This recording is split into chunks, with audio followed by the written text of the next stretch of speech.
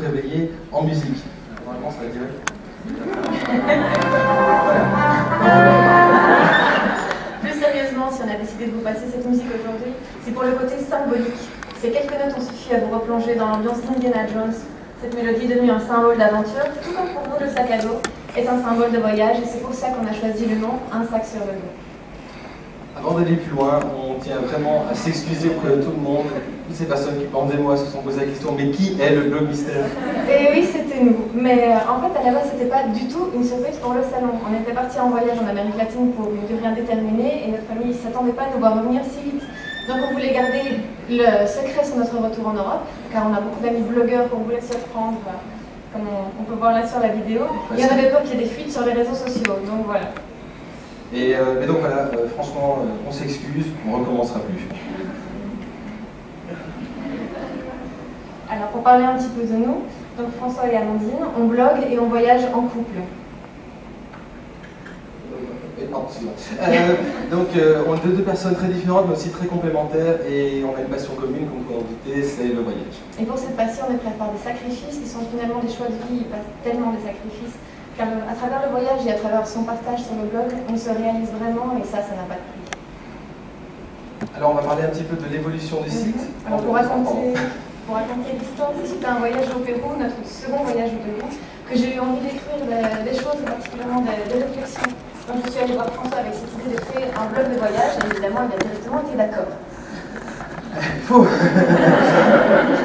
En gros, je lui ai dit, déjà je comprends pas ce que tu veux, ça m'embête, débrouille-toi, apprends par toi-même et m'embête pas avec tes idées stupides. Alors il faut savoir que François est informaticien à la base et qu'il n'a pas touché à une seule ligne de code du site au départ. Pour moi, les commentaires sur les blogs, c'était ça.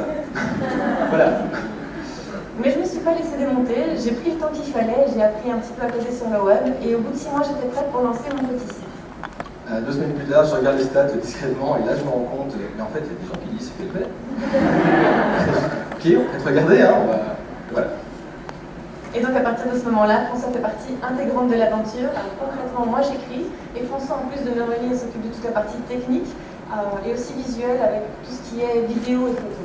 Bref, je suis l'homme de l'ombre. Alors, François vous disait tout à l'heure qu'on partage une passion commune pour le voyage. En fait, c'est faux parce que cette passion se démultiplie en un nombre de passions incalculable. Il y a celle-ci et beaucoup d'autres encore. Et c'est toutes ces passions qui font la variété du site car elles se retrouvent toutes sur notre blog. Non, c'est pour moi, l'évolution. Donc, au niveau évolution, le site est très jeune, il a à peine 1 an et demi.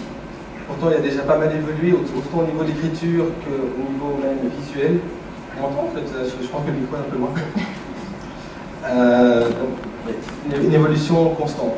Alors pour évoluer aussi au niveau de la qualité de ce qu'on pouvait faire comme photo ou vidéo, notre matériel a dû évoluer aussi. Donc au niveau matériel, technique, technologique, on en portait avant 2 kg et maintenant on en emporte quasiment 12. Donc maintenant on pense à renommer notre site en une enclume sur le dos. Alors donc on parle beaucoup d'évolution, pour nous ça nous tient vraiment à cœur. Quand j'ai commencé le site, je n'imaginais pas du tout que ça deviendrait ce que c'est devenu aujourd'hui, donc on essaye toujours de garder cette idée de s'améliorer sur les différents niveaux possibles. Donc il y a bien sûr au niveau de l'écriture et de la photo, mais aussi maintenant particulièrement on va essayer de mettre l'accent sur la vidéo et tout ce qui est podcast vidéo, pour lequel on a de beaux projets pour les mois à venir. Alors on a parlé un petit peu blogging et projet web. Évidemment, à côté de ça, on a beaucoup de projets voyage. Qui, a priori, pour un blog de voyage, n'est pas trop mal. Là, on revient de 6 mois de voyage en Amérique latine, directement du Mexique pour assister au salon et être là avec vous aujourd'hui. Et pour les semaines et les mois qui suivent, on a encore de nombreux autres projets. Mais comme vous avez pu comprendre, on adore les surprises, donc rapide. Alors, on voulait profiter de l'occasion pour adresser des remerciements. Et François m'a dit non, mais c'est chiant, c'est trop long, tes remerciements. Donc j'ai dû couper, je remercierai particulièrement nos lecteurs et puis vous pour votre attention. Et surtout, n'oubliez pas, il faut que l'aventure continue.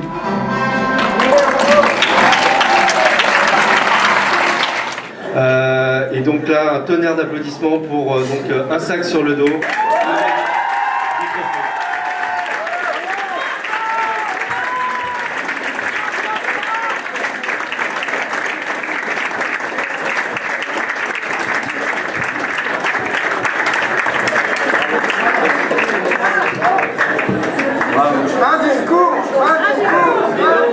Donc, faire un discours. Une seconde. Donc, avant le discours, donc l'Illigo, ravi de s'associer à ce concours, offre donc un vol aller-retour pour vous deux pour le coup, dans une destination de votre choix. Ça sera Islande, Sri Lanka, Cuba ou Madagascar. Voilà, votre billet. Félicitations. Attends. Ça tient là? Ouais, ça tient. Non, mais c'est bon. Ouais, mais je l'ai dans les mains pour ça. Non, mais non, je vais le coller au bâton là. Ah ouais. On va le coller au bâton parce que j'ai pas envie de recommencer la gaffe. J'aurais dû quand même donner des autocollants normaux. Ouais. Qu'est-ce que.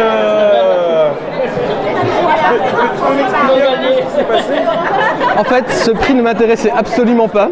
Non, je déconne. Attends. En fait, je savais pas que la vitre n'était pas attachée au reste du trophée. Et quand je suis descendu, je me suis légèrement penché en avant avec ce mouvement qui a provoqué une chute splendide face à un public ébahi face à ma légendaire adresse. Et Suisse-moi a décidé de me sauver la vie grâce à ces magnifiques autocollants qu'on ne remarque pas du tout, ou à peine. Voilà. Belle œuvre. Voilà, merci.